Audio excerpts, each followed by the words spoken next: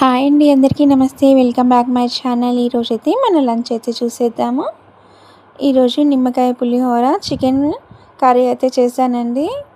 ఈరోజు ఈ ఇయర్కి లాస్ట్ ఫ్రైడే అండి. నెక్స్ట్ ఇయర్ అయితే కంప్లీట్ అయిపోద్ది కదా అని చెప్పి మేమైతే దర్గాకి అయితే వెళ్ళాలనుకున్నాము, ఏఎస్పేట దర్గాకి. అందుకే నేను నిమ్మకాయ పులిహోర ఇలా చికెన్ గ్రేవీ అయితే చేశాను.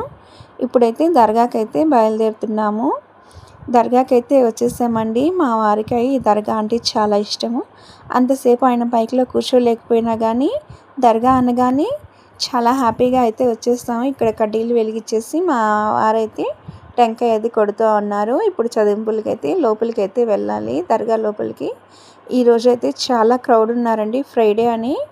అది లాస్ట్ ఇయర్కి లాస్ట్ ఎండింగ్ శుక్రవారం కదండి, చాలా విపరీతంగా అయితే ఉన్నారు జనాలు.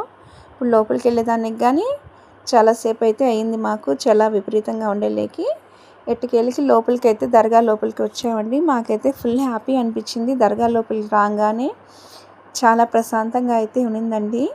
దర్గా లోపల అయితే మేమైతే ఈ ఇయర్కంతా మా వారి హెల్త్ ఇక్కడికి కంప్లీట్ అయిపోవాలి, పూర్తిగా రికవర్ అయిపోవాలి. నెక్స్ట్ ఇయర్ అయితే ఆయన దేవుడి దయ వల్ల బైక్లో అయితే రావాలి అని చెప్పి అయితే అనుకున్నాము. అందరం బాగుండాలి, అందులో మేము ఉండాలి అని చెప్పి, ముఖ్యంగా మా యూట్యూబ్ ఫ్యామిలీ అందరూ చాలా హ్యాపీగా ఉండాలని అయితే నేను కోరుకున్నానండి.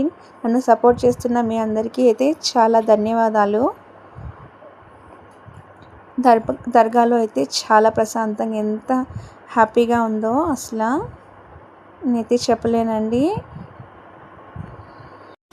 అందరం అయితే ఇప్పుడు దర్గా లోపలికి వెళ్ళి అన్నీ చూసుకొని వచ్చిన తర్వాత పులుసును ఇలా చికెన్ గ్రేవీ వేసుకొని హ్యాపీగా అయితే ఈరోజు ఇలా గడిచిపోయిందండి, ఈ ఫ్రైడే అని. కానీ నా వీడియో చూసినందుకు మీ అందరికీ ధన్యవాదాలు. నచ్చితే లైక్ అండ్ సబ్స్క్రైబర్ చేయండి. బాయ్ అండి.